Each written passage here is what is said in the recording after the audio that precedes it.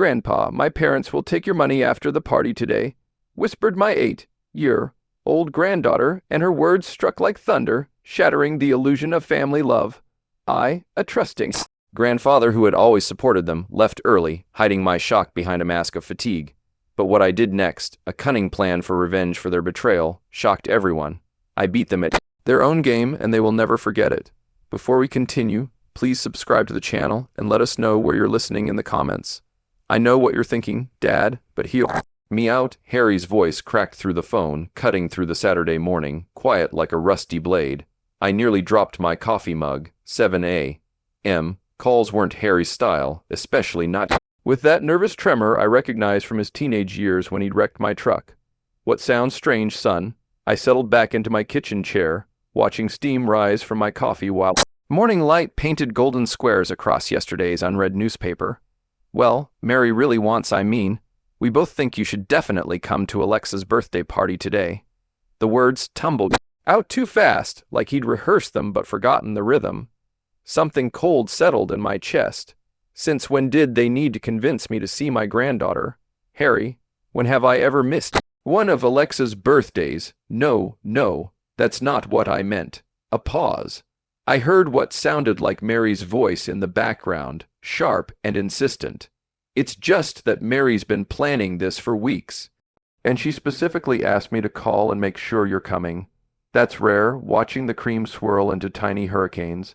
Because you're not asking the JUSTOAME lovering what he MARY who USHSSUALLYSU treated my presence like a necessary inconvenience. That's thoughtful of her. Yeah, she's really excited about it." Harry's laugh sounded forced, metallic. "The party starts at 2, but maybe you could come a little early. We wanted to talk about some family stuff." The spoon clinked against the mug as I set it down. Family stuff. In 3 years of widowhood, family stuff had never required special conversations. What kind of family stuff? Oh, just planning things, future things. Mary has some ideas about how we can all be more involved with each other. I walked to the window. Phone pressed to my ear, watching Mrs. Henderson across the street water her flower boxes, Mary with ideas about family involvement. The woman who'd spent Christmas dinner last year checking her phone every 5 minutes. "That sounds nice, Harry." I kept my voice level, but my businessman's instincts were screaming. 30 years of reading people across conference tables had taught me when someone was selling something they didn't believe in themselves. "Great. So you'll be there early, maybe around 1:30. I glanced at the refrigerator where Alexa's latest drawing hung next to my shopping list. Crooked house with stick figures labeled Grandpa, Daddy, Mommy, and me in purple crayon. That little girl was the brightest spot in my world since Ellen died. Of course, I'll be there early. I wouldn't miss Alexa's day for anything.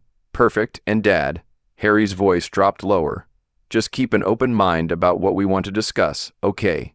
It's all about making sure everyone's taken care of." The line went dead before I could ask what he meant by everyone's taken care of. I stared at the phone for a long moment, then set it on the counter next to my untouched newspaper. Something wasn't right. Harry's voice had carried that same guilty undertone I remembered from when he was 8 and had borrowed money from Ellen's purse for candy. But this felt bigger than childhood mischief. I poured fresh coffee and tried to shake off the unease. Maybe Mary genuinely wanted to improve family relationships. Maybe I was reading too much into a simple invitation. But as I sat back down with my coffee, I couldn't stop thinking about that phrase, making sure everyone's taken care of. In my experience, when people started talking about taking care of everyone, they usually meant taking care of themselves first. I looked at Alexa's drawing again and smiled despite my concerns. Whatever Harry and Mary had planned to discuss, it could wait until after I'd celebrated my granddaughter's 8th birthday. Some things were more important than adult complications.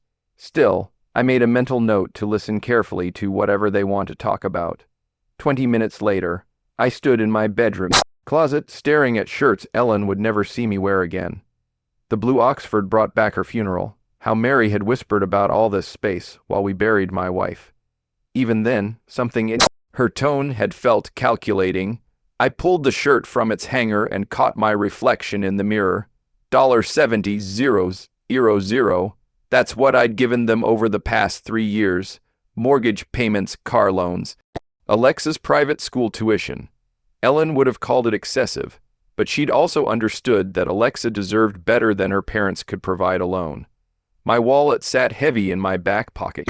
As I dressed, 3 credit cards maxed out for Harry's emergencies, the urgent transmission repair that turned into a full engine rebuild, Mary's temporary need for grocery money that became a monthly expectation, each request delivered with Harry's shame-faced explanations and Mary's perfectly timed gratitude. Walking to the kitchen for my keys, I passed the refrigerator where Alexa's latest drawing hung beside my grocery list. She'd drawn our last fishing trip, 2 stick figures by a blue crayon lake, both smiling. Best day ever, Grandpa, written in purple marker along the bottom. That's when Mary's recent suggestion hit me with fresh clarity. 3 weeks ago, standing in this exact spot, she looked around my kitchen and said, "Norman, don't you think this house is getting too big for you?" There are lovely assisted living communities where you wouldn't have to worry about maintenance. Harry had quickly changed the subject to Alexa's softball season, but Mary's eyes had lingered on my granite countertops, the expensive appliances Ellen and I had chosen together, the same calculating look she'd worn at the funeral. I grabbed my car keys from the counter, remembering Ellen's last coherent words, "Promise me you'll always take care of Alexa, but watch Harry carefully. He's weak, and weak people make dangerous choices when someone strong is whispering in their ear." At the time, I'd thought she meant his drinking buddies or Getrich schemes. Now, I wondered if Ellen had seen something in Mary that I'd missed. The way she'd started every conversation about money with Alexa's needs, making me feel selfish for questioning the expenses. The garage door opener hummed as morning light streamed across my Mercedes. Ellen's car still sat in her spot, covered and pristine. I'd kept making payments on it for months after her death, unable to admit she was really gone. Maybe that's what they were counting on, my inability to say no when it came to family. Grandfather who'd rather pay than disappoint, who'd rather trust than investigate. But 40 years in construction had taught me to check foundations before building anything important.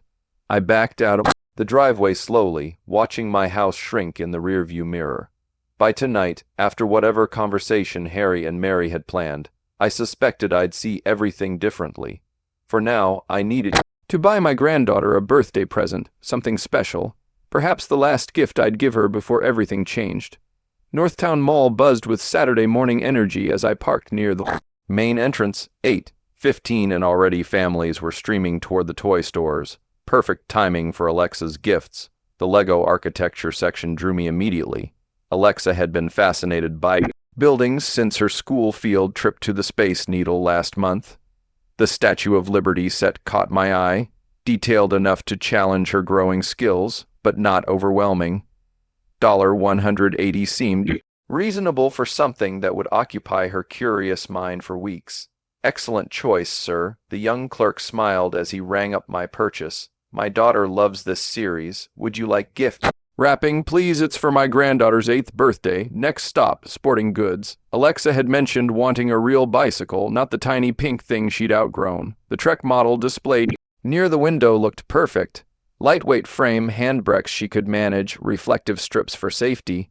$320, but her delighted face would be worth every penny.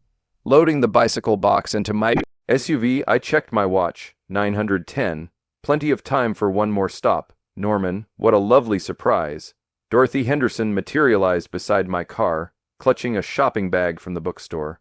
My neighbor of 15 years looked genuinely pleased to see me, her silver hair perfectly styled despite the early hour. "Dorothy, good morning. Starting your weekend shopping early." "Oh, you know me. I like beating the crowds." She gestured toward the mall entrance. "Though I suppose you're here for birthday preparations. Harry mentioned Alexa's party when I saw him last week. He mentioned it." I closed the SUV rear hatch, curious. "Where did you run into him?" "Downtown, actually. Tuesday morning, I think it was. Mary was with him, and they were coming out of First National Bank with quite a stack of papers." Dorothy chuckled, looked very official and serious, probably refinancing something the way young people do these days. Tuesday, 4 days ago. Harry hadn't mentioned any banking business during his nervous phone call this morning, but then again, why would he? People handled financial matters all the time without broadcasting details. Probably just routine business, I said, shifting my shopping bags to my other hand. Of course, dear, none of my concern anyway. Dorothy patted my arm affectionately. Well, I'd better let you finish your shopping. Give my love to that sweet granddaughter of yours. She bustled away toward the bookstore, leaving me standing beside my car with a vague sense of unease. Banking business on Tuesday, nervous phone call on Saturday.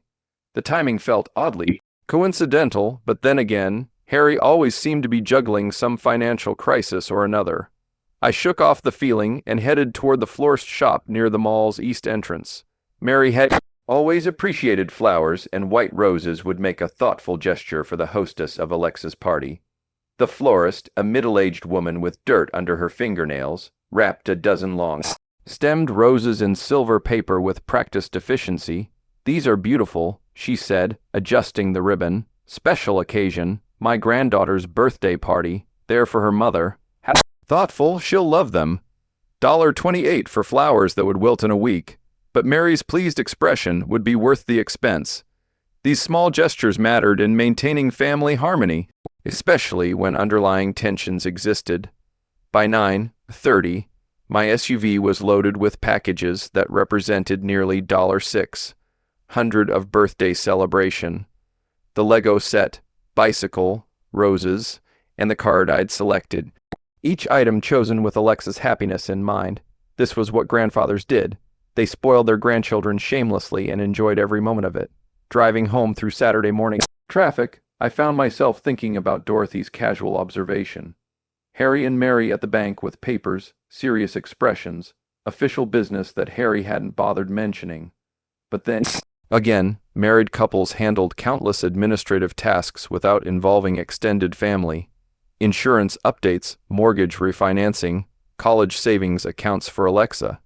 Any number of legitimate reasons could explain their downtown visit.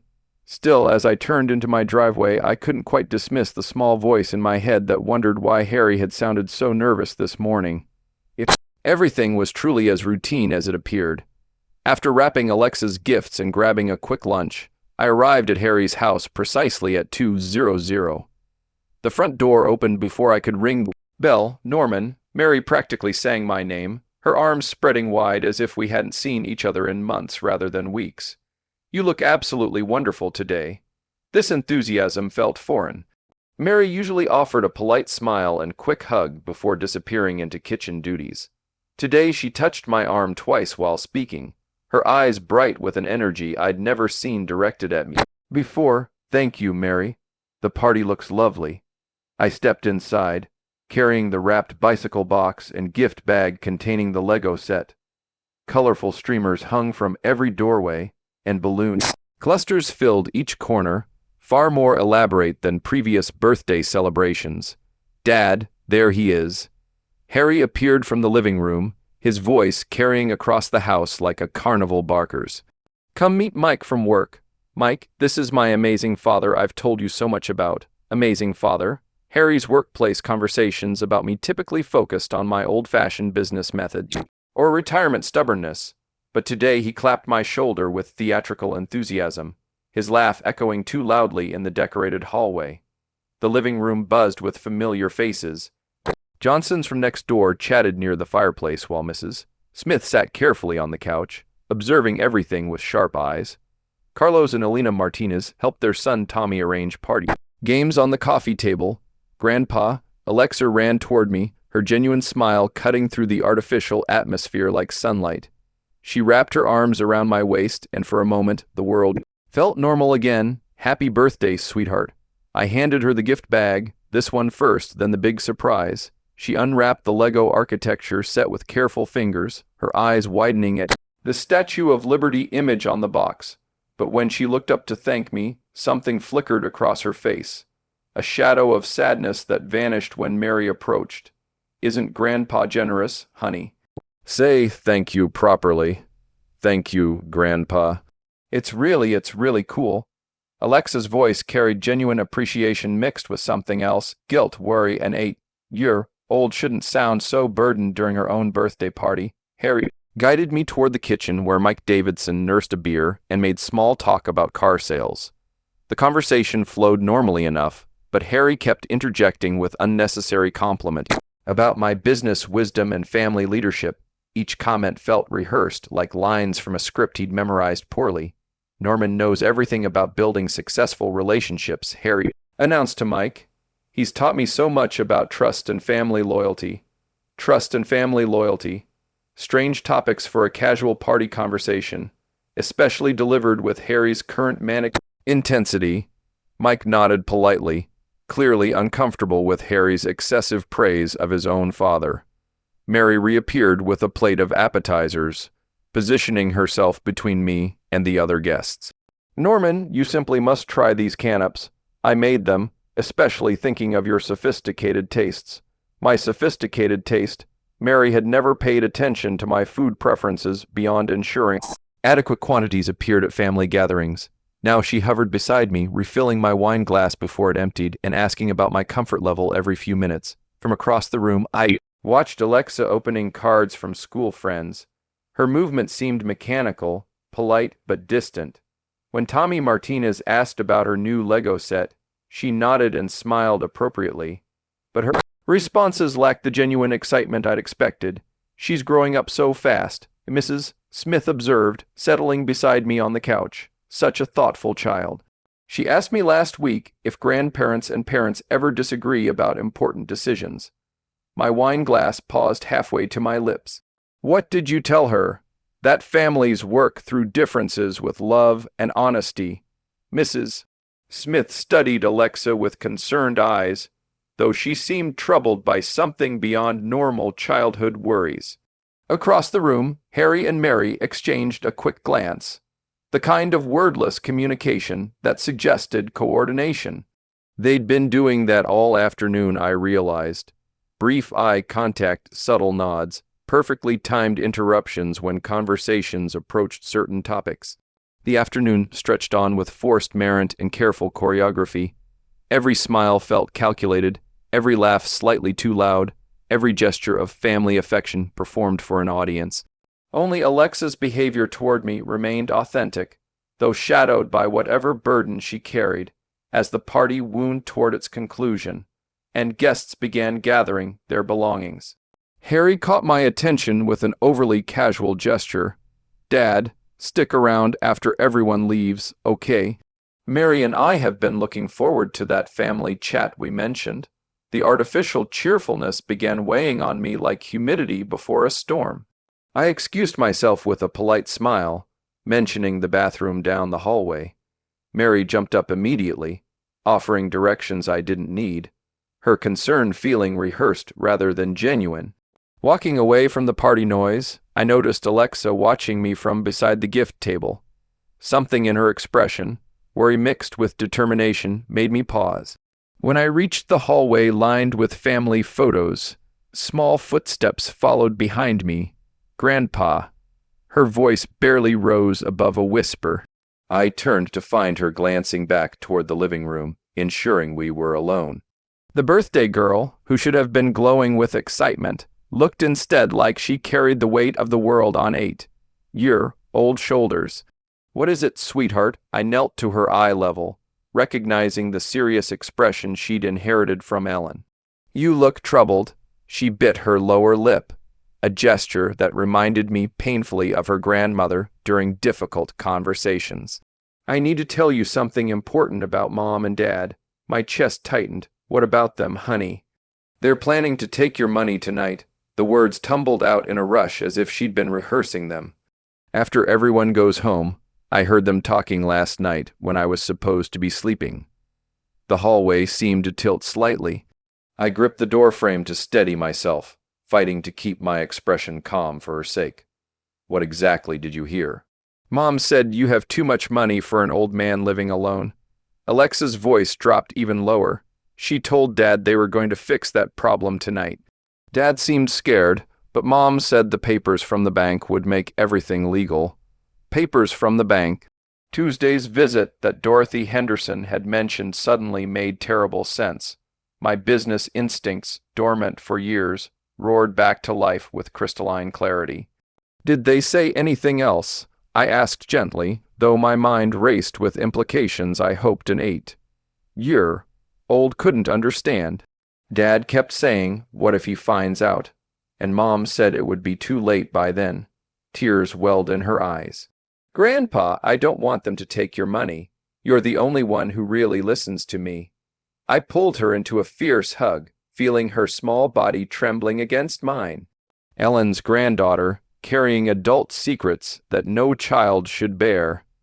The betrayal cut deeper, knowing they'd planned this with an earshot of innocent ears. "Listen to me carefully," I whispered into her hair. "You did the right thing telling me, but we need to keep this our secret for now. Okay, can you do that?" She nodded against my shoulder. "Are you going to stop them?" "Yes, sweetheart, I'm going to handle everything." I held her at arm's length, making sure she could see the certainty in my eyes. "But we need to go back to your party now and act normal. Can you be brave for me?" "I think so." She wiped her nose with the back of her hand. "Will you still love me if Mom and Dad get mad?" The question hit me like a physical blow. "Alexa, nothing your parents do could ever change how much I love you." "Nothing, do you understand?" Relief flooded her face. The first genuine smile I'd seen from her all afternoon. "I love you too, Grandpa." Hand in hand, we walked back toward the party sounds, but everything had changed in those few whispered minutes. The son I'd raised, the daughter, in-law I'd supported, the family I'd trusted with my heart. All of it now viewed through the lens of calculated betrayal.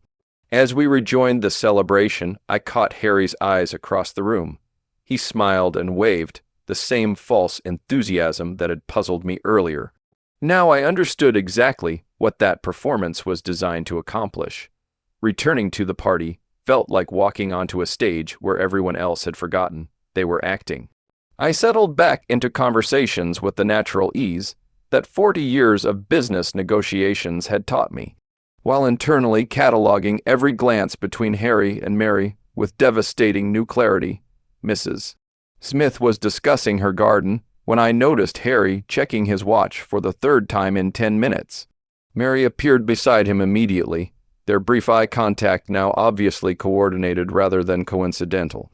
They were managing me, I realized, ensuring I stayed comfortable, engaged, and most importantly present for whatever they had planned after the guests departed. "Norman, how about some more wine?" Mary's hand touched my arm with practiced concern. "You look a bit pale." "Are you feeling all right?" "Pale? Yes, I probably was. Learning that your family planned to steal your life's work might do that to a person."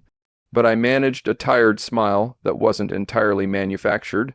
"Just a slight headache, but I'm fine." Her expression shifted almost imperceptibly, the kind of micro-expression I'd learned to read in boardroom adversaries. Relief mixed with calculation. A tired, slightly unwell grandfather would be easier to manipulate than an alert one. For the next hour, I played my part perfectly.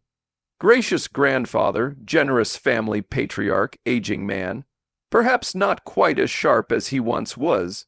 I accepted their attentions, praised their hospitality, and observed their increasingly obvious coordination with the detached interest of studying a chess opponent's strategy. Harry kept steering conversations away from financial topics. Whenever guests mentioned the economy or retirement planning, Mary redirected discussions about my house, my health, my future living arrangements. They were managing information flow, ensuring nothing conflicted with whatever narrative they'd constructed for tonight's important family discussion. Around 5:30, as afternoon shadows lengthened and guests began collecting their belongings, I announced my intention to leave.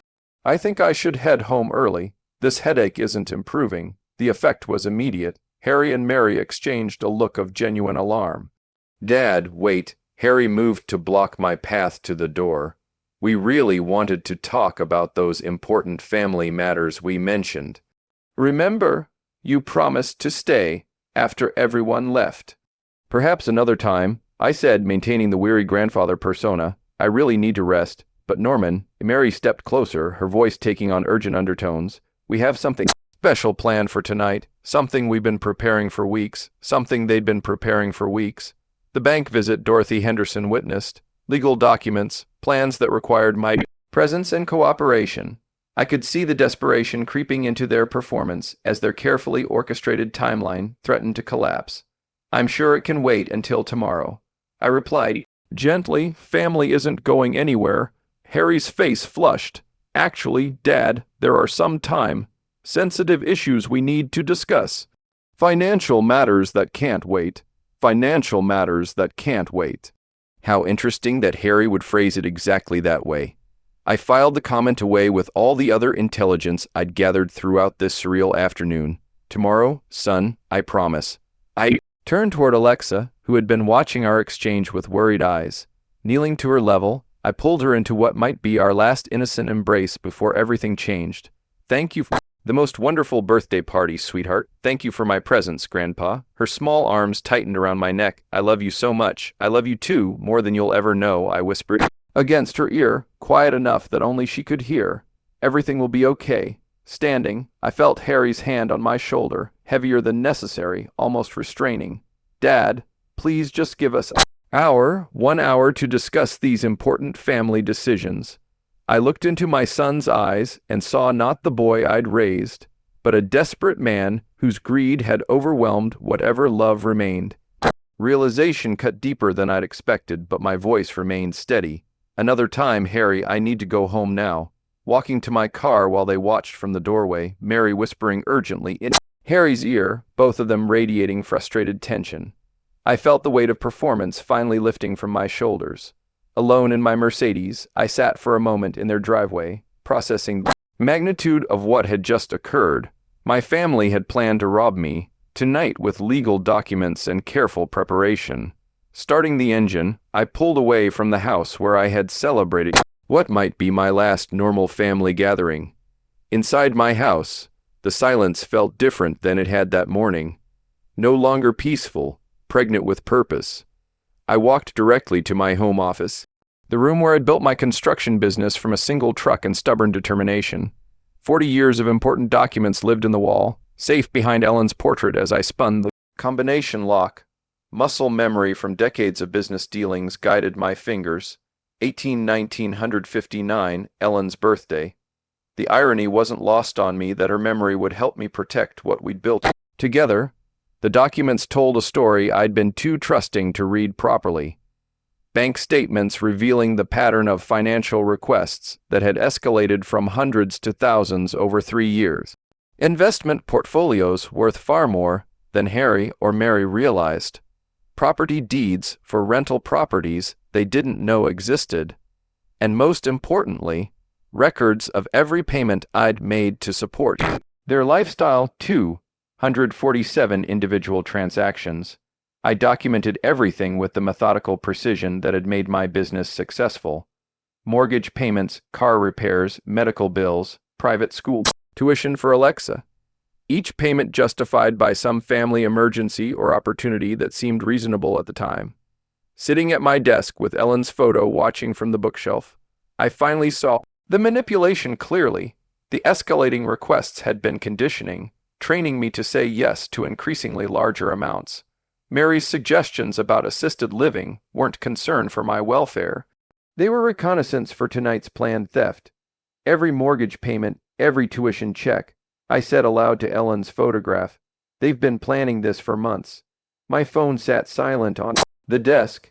Harry and Mary would be scrambling right now, trying to figure out how to proceed without me present for their important family discussion. The thought gave me a grim satisfaction. Opening my business card file, I found James Miller's personal number. 20 years of friendship and professional respect with the vice president of First National Bank. James would remember the careful, detail-oriented contractor who'd never missed a payment or broken a promise. More importantly, he'd understand exactly what legal documents obtained under false pretenses actually meant. The clock showed 9:30 p.m. Too late for business calls, but I made a note for tomorrow morning. First priority, understanding exactly what papers Harry and Mary had obtained and how to neutralize their legal effectiveness. Next, I reviewed my will and trust documents, Standard arrangements that left everything to Harry with provisions for Alexa's education and future. Written when I still believed my son possessed integrity and love for his family rather than simply greed for our money. Those documents would need immediate revision. Catherine Davis had notarized most of my legal paperwork over the years. Independent, discreet, and unconnected to any bank where Harry and Mary might have allies. Another call for tomorrow morning, spreading the investment statements across my desk like battle plans. I calculated my actual net worth for the first time in years.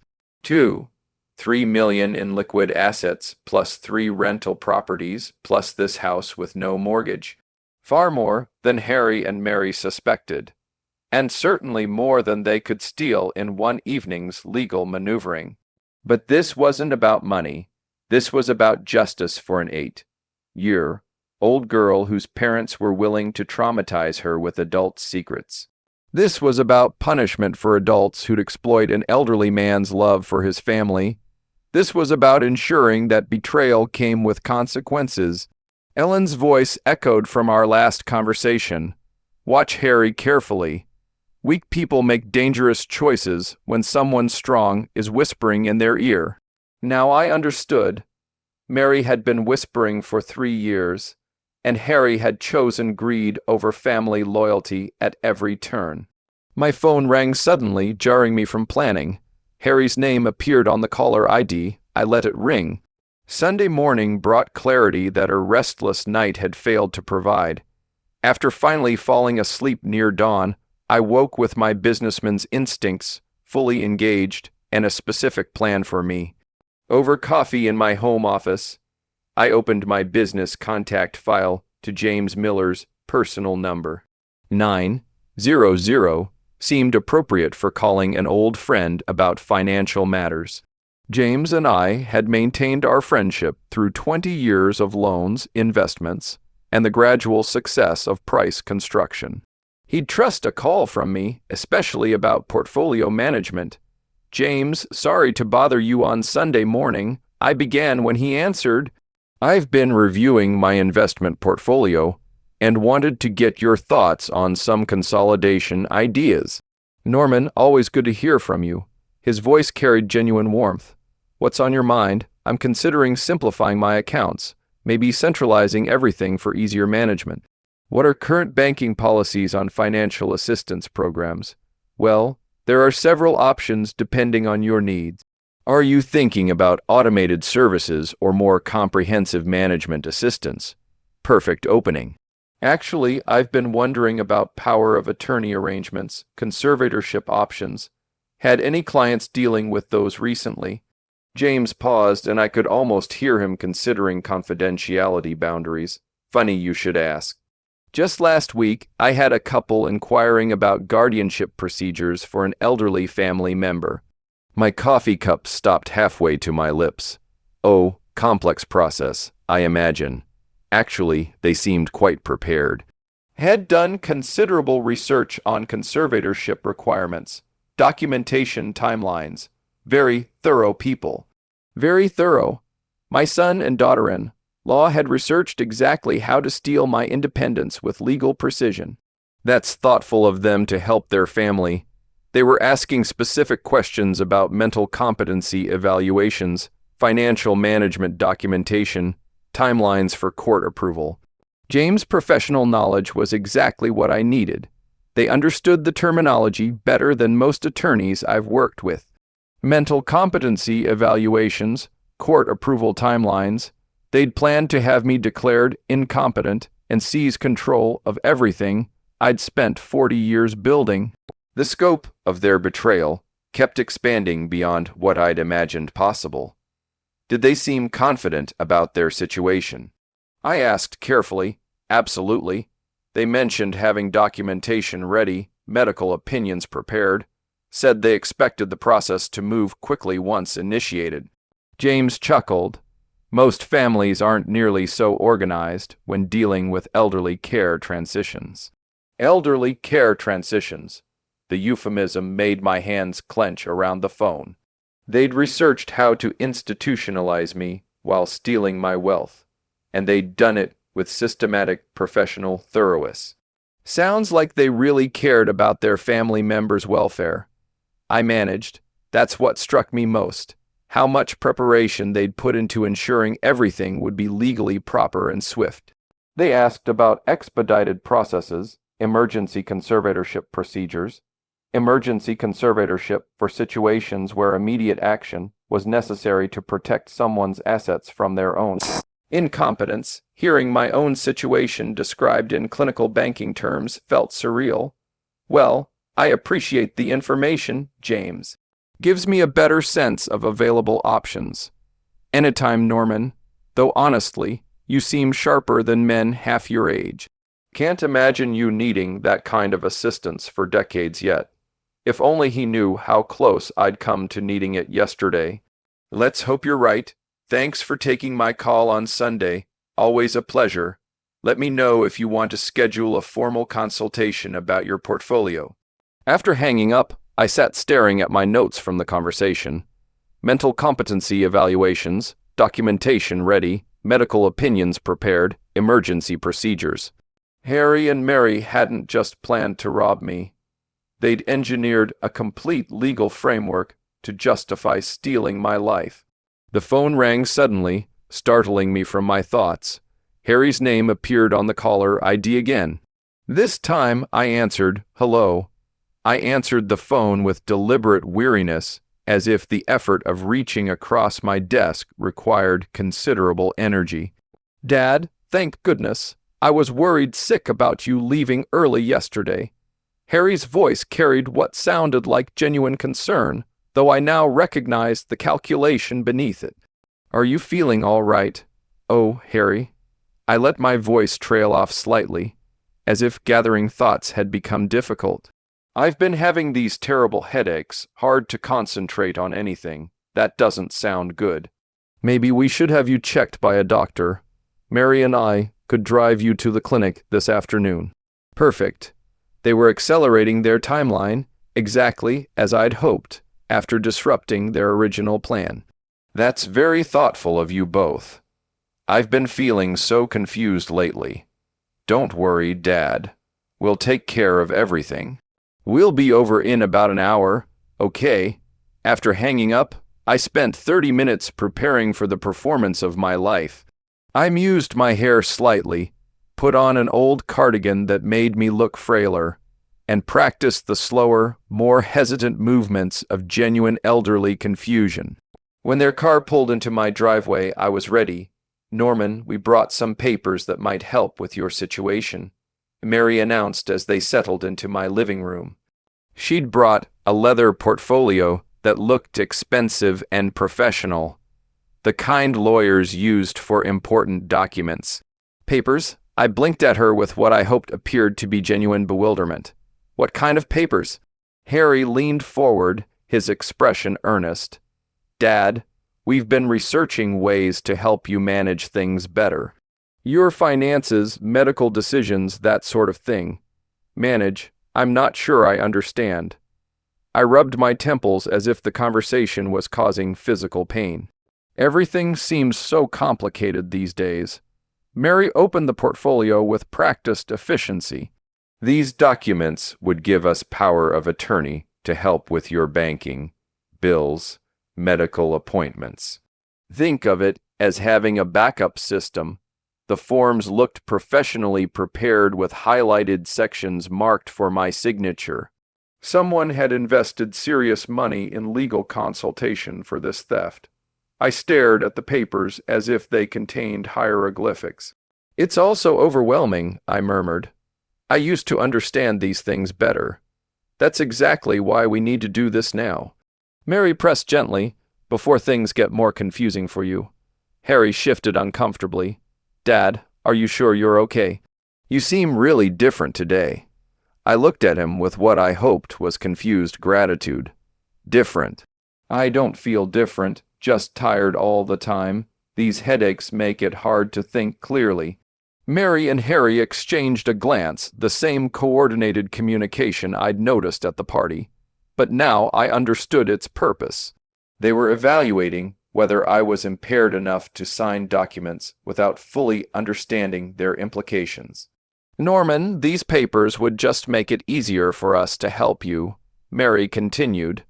You wouldn't have to worry about managing everything alone. I suppose that would be nice, I said slowly, picking up one of the documents with trembling hands. But this is such a big decision. My head is pounding, trying to think it through. Of course, it's a big decision, Harry said quickly. Take your time. Mary's patience looked more strained, though. Don't you think it would be easier with family help? You trust us, don't you? Of course I trust you, your family. I set the papers down carefully, but could I maybe sleep on it? Decide tomorrow when I'm thinking clearer. These headaches make everything so fuzzy. Harry and Mary looked at each other again, and I could see Mary's frustration barely contained beneath her caring facade. Sure, Dad. We'll come by tomorrow morning, and you can sign them then. After they left, I allowed myself to slump in my chair, dropping the performance for the first time in hours. The documents they'd left behind told the complete story. Power of attorney forms that would give them control over my finances, medical decisions, and living arrangements. Everything James had warned me about, laid out in legal language designed to steal my life. 3 hours later, I sat in my home office, reviewing my notes from Harry and Mary's visit, like a general planning a campaign. Their power of attorney documents lay spread across my desk, professional forms that would have given them complete control over my finances, medical decisions, and living arrangements. Every signature line highlighted in yellow, every witness requirement meticulously marked they'd done their homework. But they'd forgotten I'd spent 40 years doing mine. Catherine Davis answered on the second ring. Norman, good evening. What can I do for you? Catherine, I need notary services tomorrow morning for some family financial documents. Could you come to my house around 10:00, of course. What type of documents are we dealing with? I chose my words carefully. Power of attorney forms. It might be a somewhat sensitive family matter, so I'd appreciate your professional discretion. You know, you can count on that. I'll bring my seal and journal. Perfect. Catherine had notarized dozens of contracts for my construction business over the years. She'd recognize irregular pressure tactics or coercion immediately. It was part of her professional training. Next call, James Miller. James, could you stop by tomorrow morning around 10:00? I've been thinking about our conversation yesterday, and I'd like to review my portfolio in detail. Certainly, Norman. After what we discussed about financial management assistance, I think a thorough review would be wise.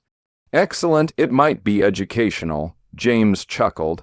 I'll bring the necessary paperwork. See you at 10. Educational indeed. James would witness whatever Harry and Mary planned to do, and as a bank vice president, he'd understand exactly what he was seeing. More importantly, his presence would add legal weight to any documentation of their behavior. Final call, Harry.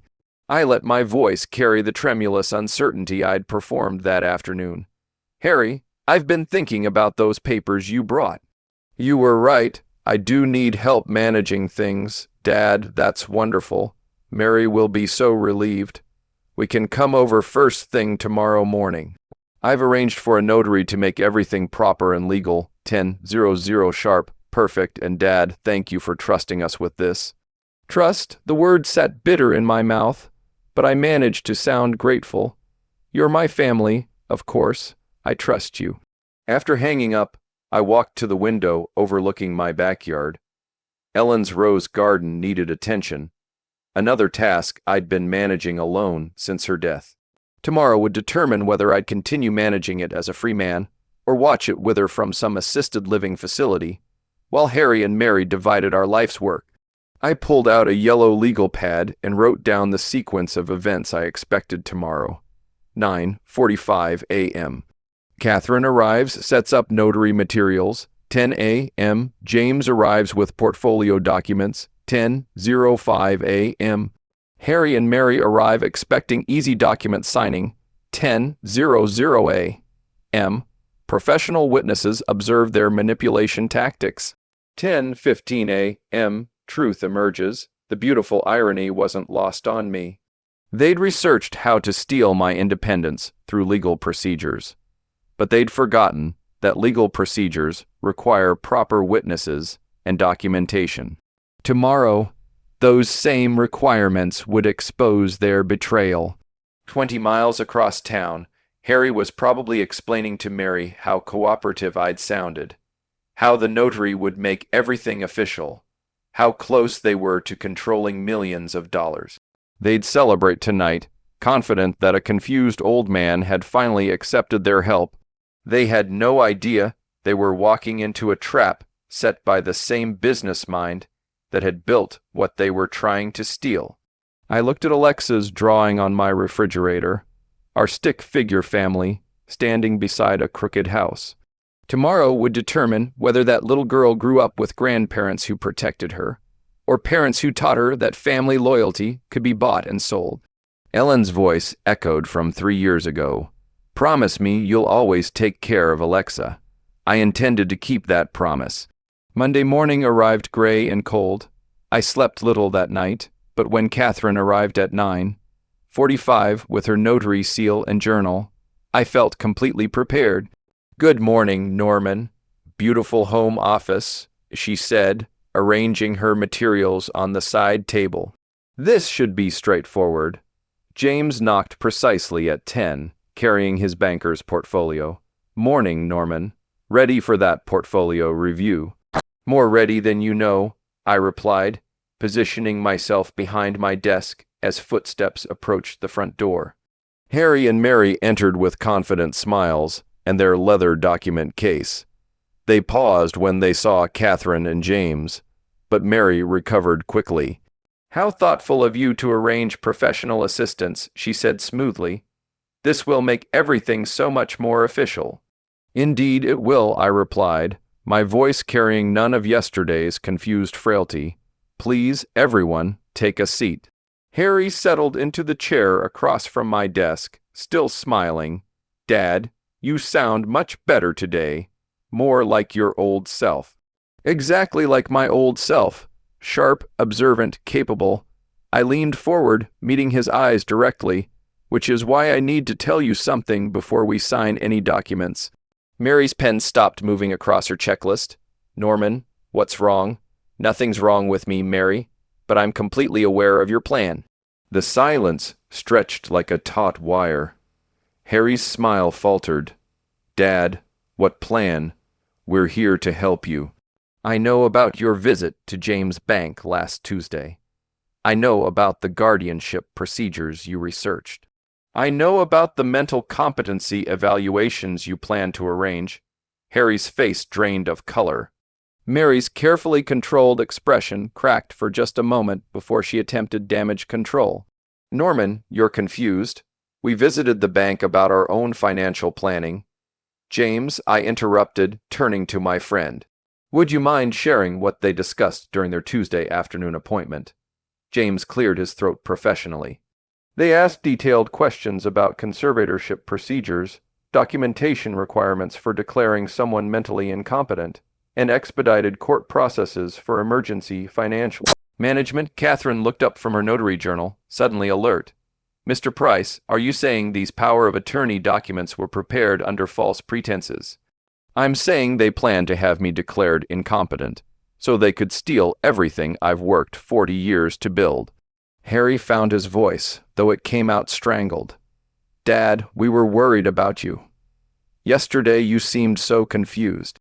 Yesterday I was performing. Today you're seeing who I really am. I opened my desk drawer and pulled out the documentation I'd prepared. 247 transactions over 3 years, $70, 0. Euro 0 in support payments, every mortgage payment, every car repair, every private school tuition bill, all documented. Mary leaned forward, desperation creeping into her voice. Those were legitimate family expenses, conditioning payments, training me to say yes to increasingly larger amounts until I'd agreed to sign away my independence. I looked directly at her. You researched exactly how to have me institutionalized while you divided my assets. Catherine set down her pen. This is highly irregular. I need to understand the full situation before notarizing anything. The full situation, I continued, is that my son and daughter-in-law spent weeks researching legal procedures to steal my money, consulted with lawyers about guardianship processes, and planned to have me declared mentally incompetent based on fabricated evidence of confusion. Harry's hands shook as he gripped the armrests of his chair. We just thought you might need help managing things. Help managing a net worth of $2. $3 million plus 3 rental properties. My voice hardened. Help that required consulting attorneys about emergency conservatorship procedures. Mary stood abruptly. You're twisting everything. We love you. Love doesn't involve conspiracy, Mary. Love doesn't involve researching how to steal someone's independence while they're still healthy and competent. James spoke quietly.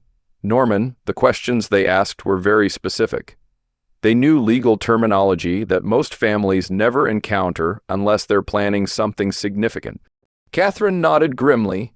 In my experience, legitimate family financial planning doesn't require research into mental competency evaluations. The room fell silent except for Harry's labored breathing. He looked at me with something approaching recognition, perhaps seeing for the first time the businessmen who'd built the wealth they'd tried to steal. What happens now, he whispered. I stood feeling every year of my age, but also every ounce of my accumulated wisdom and experience. Now we discuss consequences. Consequences, I repeated, opening my desk drawer to retrieve the legal documents I'd prepared over the weekend. I'm changing my will immediately. My estate will go into an educational trust for Alexa, accessible when she turns 21. Harry leaned forward desperately. Dad, please. We made mistakes, but we can fix this. The trust will provide for her college education, graduate school if she chooses, and startup funds for whatever career path she selects. I spread the new will documents across my desk. Catherine, I need these witnessed and notarized. Mary's voice cracked slightly. Norman, you can't do this to your own family. I'm protecting my family, I replied firmly, from parents who were willing to steal her grandfather's independence to fund their lifestyle. Catherine examined the documents professionally. Mr. Price, these terms are quite specific. There are conditions attached. If Harry and Mary formally renounce all claims to my estate and demonstrate genuine change over the next year, I'll reconsider, but they must prove they've become the parents Alexei deserves. James nodded approvingly as he witnessed my signature. The educational trust structure is excellent. She'll have every opportunity you never got to provide directly.